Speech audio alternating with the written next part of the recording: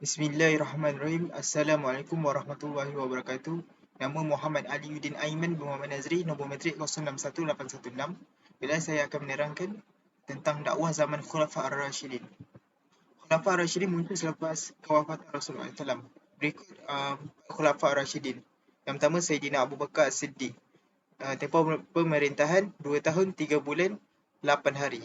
Sayyidina Umar 10 tahun 6 bulan 6 bulan setengah. Sayyidina Osman bin Affan 12 tahun hari, dan yang terakhir Sayyidina Ali bin Abi Talib 5 tahun. Sayyidina Abu Bakar Siddiq, yang pertama, memerangi golongan murtad. Pada zaman ini, golongan murtad terdiri daripada orang yang baru memeluk Islam dan tidak teguh lagi pendirian. Kemudian yang kedua, memerangi pengikut-pengikut Nabi palsu. Dengan rentetan golongan murtad tadi, pengikut mereka juga menjadi pengikut Nabi palsu,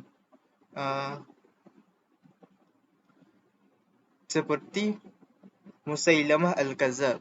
Yang ketiga, memerangi golongan yang tidak mahu membayar zakat. Golongan ini menyatakan hanya Nabi Muhammad SAW yang boleh untuk mengutip zakat. Ini kerana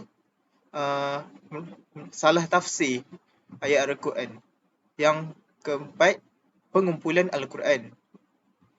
Pada zaman ini, pengumpulan Al-Quran telah dilakukan kerana terdapat ramainya hufaz yang syahid dalam peperangan Yamamah. Oleh itu, Sayyidina Abu Bakar Siddiq khawatir akan hilang Al-Quran ini.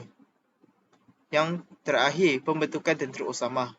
Pembentukan tentera Usamah terjadi apabila bertujuan untuk menghancurkan gerakan murtad, memerangi penduduk Ghazan yang telah membunuh utusan Rasulullah SAW. Seterusnya, Umar Ibn Al-Khattab. Yang pertama, peluasan dan pengukuhan kekuasaan Islam lebih menyelah. Ini kerana tiada lagi timbul masalah-masalah yang terjadi pada zaman Khalifah Abu Bakar Siddiq. Seterusnya, melaksanakan dasar desentralisasi untuk melancarkan pentadbiran sesebuah wilayah.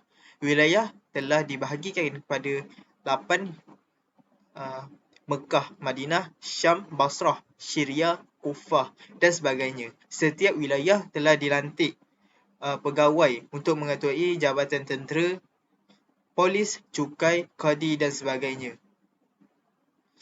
Seterusnya, menubuhkan Baitul Mal.